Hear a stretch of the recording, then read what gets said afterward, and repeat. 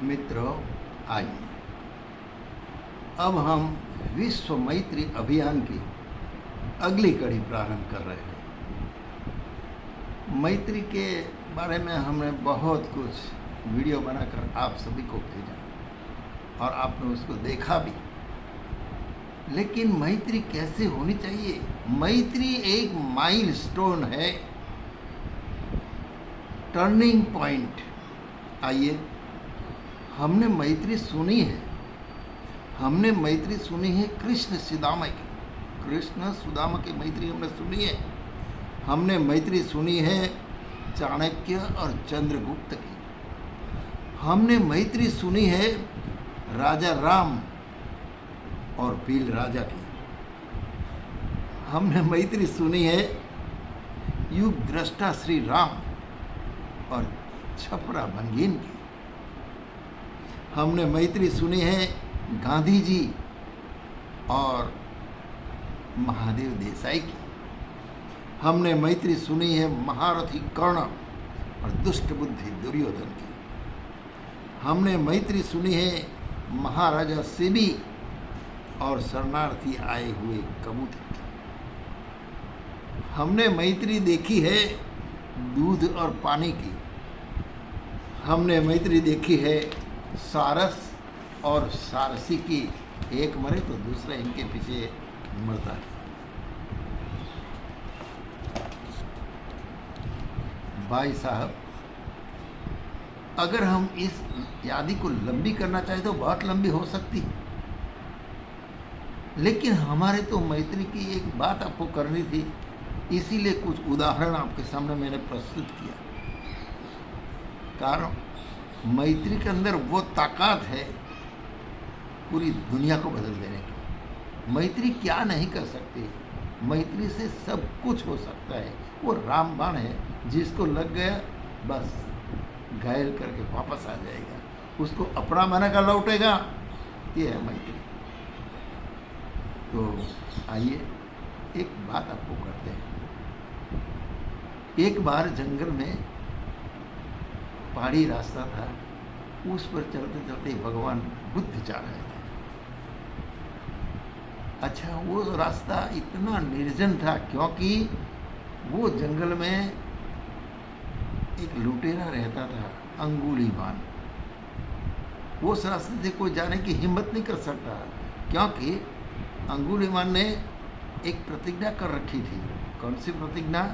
कि वो अपनी माता का भक्त था, अपनी देवी का भक्त था। उन्हें एक संकल्प लिया था कि जो भी प्रवासी यहाँ से जाएगा जंगल से, उनकी उंगलियां काटकर उनका हार बनाकर अपनी माता जी को पहनाएगा। इनका संकल्प था।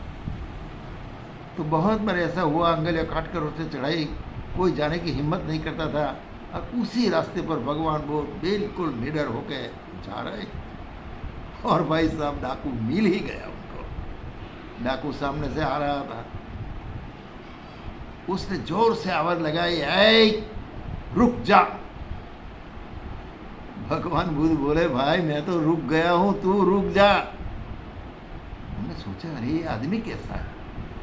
वो चल रहा है, मैं कहता हूं रुक जा, और वो मुझे कहता है तू रुक जा, मैं रुक गया हूं। समझ में नहीं आती बात। ये बड़ी विलक्षण बात है। तो उसको आश्चर्य में गरकाव कर दिया। अंगुलीमाल नजदीक आया, उन्हें कहा, देख तू यहां से नहीं जा सकता, मेरा संकल्प तुझे पता है। आज तेरी उंगलियां काटकर इसका हार बनाओगे, और उस हार से मैं अपनी माता जी की पूजा करूँगा। उन्हें कहा, वो इतनी सी बात है अंगुलीमाल, उंगलियां काट लेना, कोई बात नहीं।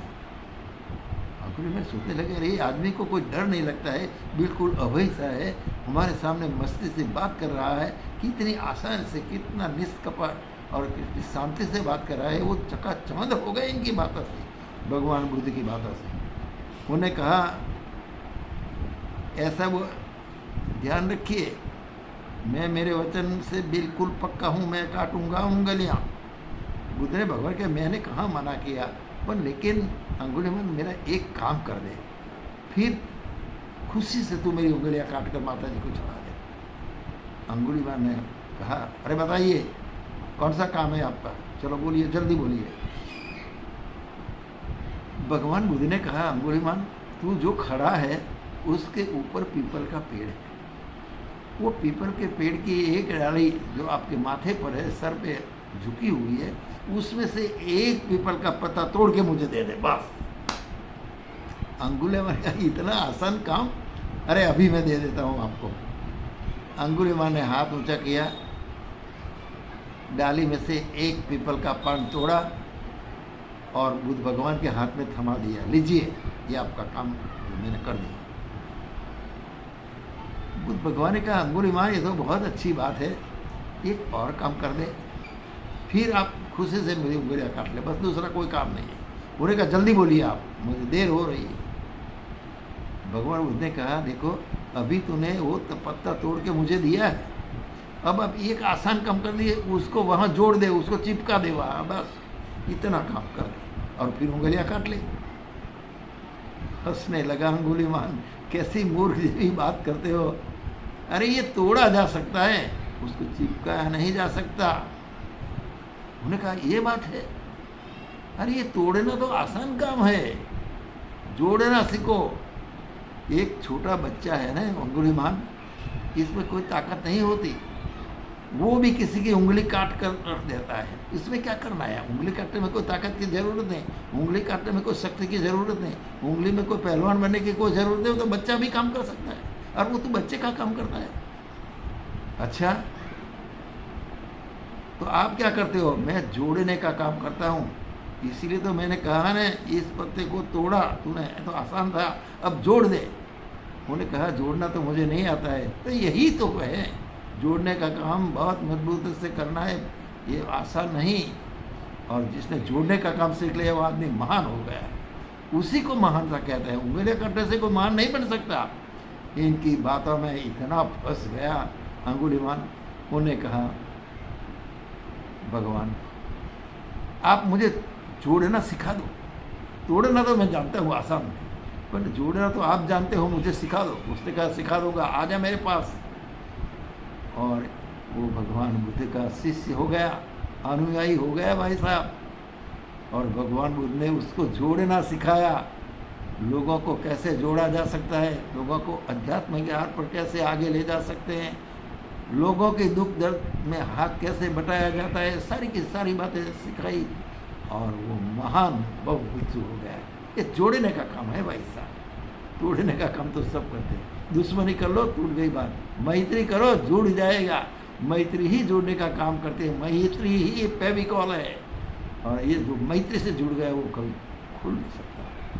तो आज सारे ज़माने में, सारे विश्व में हम एक ही बात देख रहे हैं, दुश्मनी, कपट, छल, न जाने कितनी ऐसी दोष दुर्गुणों वाली बातें हमारे जीवन में छा गई है कि जिससे हम उबर नहीं सकते, और वही करते रहते हैं और सारी दुनिया के दुश्मन बने बैठे हैं। भाई साहब, हमने विश्व मैत्री अभियान इसीलिए तो चलाया है, एक बार जोड़ना तो सीख लो। नारद जी थे, नारद जी को आप जानते थे, नारद जिसकी एंट्री कोई रद्द नहीं कर सकता, वो चाहे तो वैकुंठ में चला जाए, चाहे तो कैलाश चला जाए, चाहे तो ब्रह्मलोक में चला जाए, उसको कोई रोक नहीं सकता। नारद इसीलिए था। एक बार उनको एक छोटा बच्चा मिल गया और छोटे बच्चे को आसमान में पहुंचा दिया, जानते हो, ध्रुव। ये है मैत्री, छोड़ दिया उसको, जोड़ना सिखाता है। अच्छा, दूसरी बात बताए आपको, नारद जी ने क्या किया कि नारद जी ने एक बार मिले, नारद जी किसको मिले, तो ध्रुव की तो बात हो गई। नारद जी निकले थे और घूमते घूमते वो गए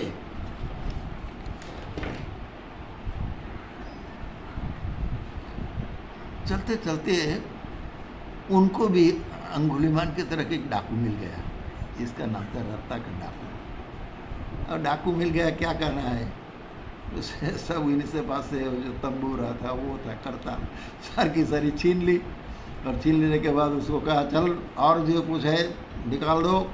उन्हें कहा, भाई कुछ नहीं है, लेकिन तू ये पाप का धंधा बंद कर दे भाई, उन्होंने कहा ये पाप का धंधा, अरे ये पाप का सब भागीदार है, मेरा पिताजी, माताजी, बच्चे, पत्नी सब खाते हैं, मैं अकेला पाप का भागीदार नहीं हूँ।